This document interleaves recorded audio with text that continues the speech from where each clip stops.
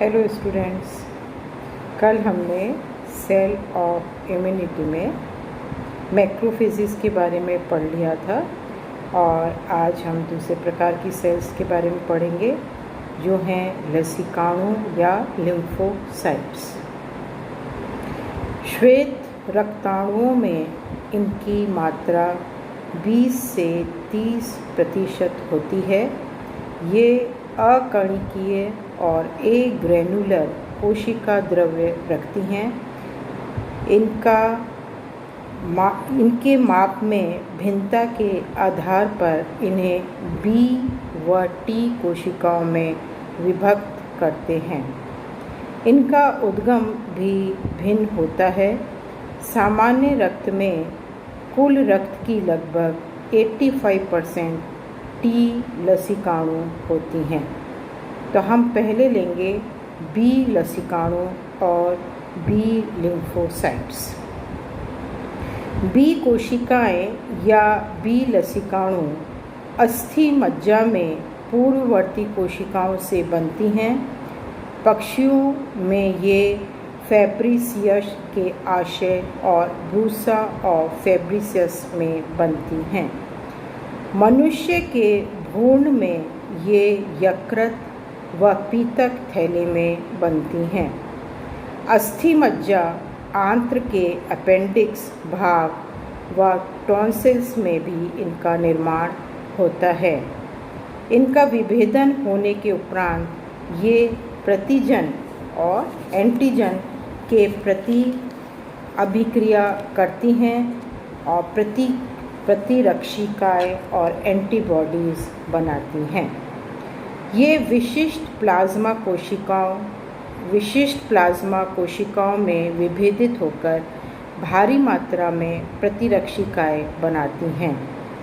प्रतिजन असंख्य प्रकार के होते हैं, अतः प्रत्येक के लिए प्रतिरक्षिकाएं का विशिष्ट बनाया जाना आवश्यक होता है। इसलिए इन लसीकाणुओं की भूमिका महत्वपूर्ण होती है। बी लसीकाणु प्रतिरक्षी ग्लोबुलिन का निर्माण करती हैं। ये अणु अनेक सतह पर व्यवस्थित हो जाते हैं। बी लिम्फोसाइट्स की कोशिका कला पर प्रतिरक्षी ग्लोबुलिन्स समाकल प्रोटीन्स के रूप में विद्यमान रहते हैं। ये एंटीजन को ग्रहण करने हेतु ग्राही स्थल रखते हैं। ये प्रतिरक्षी ग्लोबुलिन्स कार्बोक्सी अंतः द्वारा कोशिका कला में गड़े रहते हैं। अमीनो या एंटीजन बंधनकारी शीर्ष कोशिका से बाहर की ओर दिष्ट होता है। यह वह स्थल होता है जहाँ एंटीजन ग्रहण किया जाता है। अपरिपक्व बी कोशिकाओं की सतह पर प्रारंभिक तौर पर IgM एकलक उपस्थित रहते हैं, किंतु IgD अणु अनुपस्थित होते हैं। बी कोशिकाओं के परिपक्वन होने पर इन पर IgD अणु के साथ साथ IgM अणु भी पाए जाते हैं। अपरिपक्व बी कोशिकाओं पर अनेक ग्राही स्थल होते हैं। सक्रियत बी कोशिकाएं इंटरल्यूकिन 2 हेतु ग्राही स्थल रखती हैं। एंटीजन उद्दीपित होने के उपरांत ये 1 से 2 पथ पर क्रियाशील होते हैं। ये प्लाज्मा कोशिकाओं में विभेदित होकर अत्यधिक मात्रा में प्रतिरक्षी ग्लोबुलिन का स्रावण आरंभ करते हैं या विभाजित होकर विश्राम अवस्था में प्रवेश कर जाते हैं। ये कोशिकाएं अब स्मृति कोशिकाएं और मेमोरी सेल्स कहलाती हैं। ये शीघ्रता से प्लाज्मा कोशिकाओं में विभेदित होती हैं। ऐसा उस समय होता है जब वही एंटीजन 2 बार इनके संपर्क में आता है। प्लाज्मा सेल्स बी कोशिकाओं की अंततः विभेदित अवस्था होती है। इस समय ये प्रति सेकंड हजारों की संख्या में एंटीबॉडी अणुओं को मुक्त करती है। प्लाज्मा कोशिकाओं से जितने प्रोटीन उत्पन्न होते हैं, इनमें 40% से अधिक प्रतिरक्षी ग्लोबुलिन्स होते हैं। प्लाज्मा कोशिकाएं सामान्यतः विभाजन में भाग नहीं लेती। इनकी अनुमानित जीवन अवधि 4 दिन से भी कम होती है। इस पूरी क्रिया को मैं आपको एक चित्र द्वारा बताऊंगी, जो कि इसको हम अभी इस वीडियो में बाद डाल देंगे। ठीक है। Now next is T lymphocytes. B कोशिकाओं की तरह ये भी अस्थि मज्जा में पूर्ववर्ती कोशिकाओं से बनती हैं, किंतु इनका परिपक्वन थाइमस ग्रंथि में होता है, अतः टी कोशिकाएं कहलाती हैं। ये 2 प्रकार की प्रतिरक्षी क्रियाओं में भूमिका रखती हैं। ये क्रिया हैं, पहली कार्यकारी इफेक्टर व नियमनकारी और रेगुलेटरी प्रकार की होती हैं। कार्यकारी क्रिया घुलनशील पदार्थों, जिन्हें लिम्फोकाइनेस कहते हैं, को स्रावित करने तथा एंटीजेनिक कोशिकाओं को नष्ट करने साइटोटॉक्सिक के गुण के द्वारा भी की जाती है। नियमनकारी क्रिया कोशिका मध्यवर्ती कोशिका साइटोटॉक्सिसिटी के गुण को विकसित कर अन्य टी कोशिकाओं के सहयोग से बी कोशिकाओं द्वारा प्रतिरक्षी ग्लोबुलिन का स्रावण प्रारंभ करती हैं। टी कोशिकाएं भी बी कोशिकाओं की भांति गुणन कर अनेक अपने समान क्लोन कोशिकाओं को जन्म देती है। कार्य के अनुरूप ये विभिन्न प्रकार की होती हैं। पहली है एंटीजन के मैक्रोफेजेस। कोशिकाओं के पाचन के उपरांत शेष एंटीजन से क्रिया करने वाली टी कोशिकाएं सुग्राहित और सेंसिटाइज्ड टी कोशिकाएं कहलाती हैं। दूसरी हैं बी कोशिकाओं से जुड़कर इन्हें प्रतिरक्षी काय के निर्माण में सहयोग करने वाली टी कोशिकाएं, टी सहायक कोशिकाएं और टी हेल्पर सेल्स कहलाती हैं। ये एंटीजन से उद्दीपित होकर साइटोकाइन्स बनाती हैं।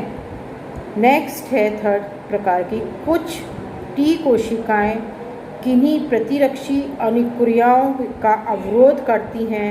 इन्हें टी अवरोधी कोशिकाएं कहते हैं। चौथी हैं कुछ टी कोशिकाएं लसिका क्षेत्र से संक्रमण स्थल पर पहुंचकर एंटीजन से संलग्न हो जाती हैं।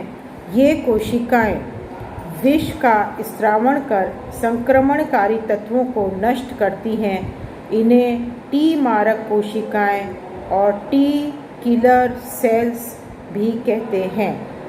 ये विषाणुओं, जीवाणुओं, प्रकार व परजीवियों से रक्षा करती हैं और अबूर्ध बनने से रोकती हैं।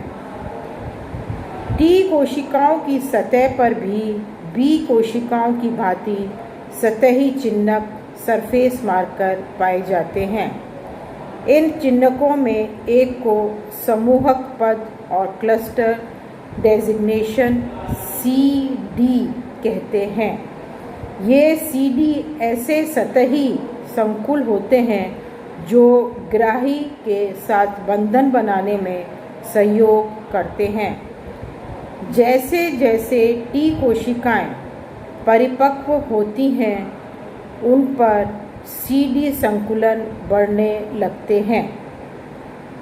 इनसे इनकी उपस्थिति का क्रम CD3, CD4 व CD5 होता है। टी कोशिका अविषाणु कोशिकाओं टी टॉक्सिक सेल्स विशिष्ट घातक कोशिकाओं टी किलर सेल्स के रूप में कार्य करती हैं।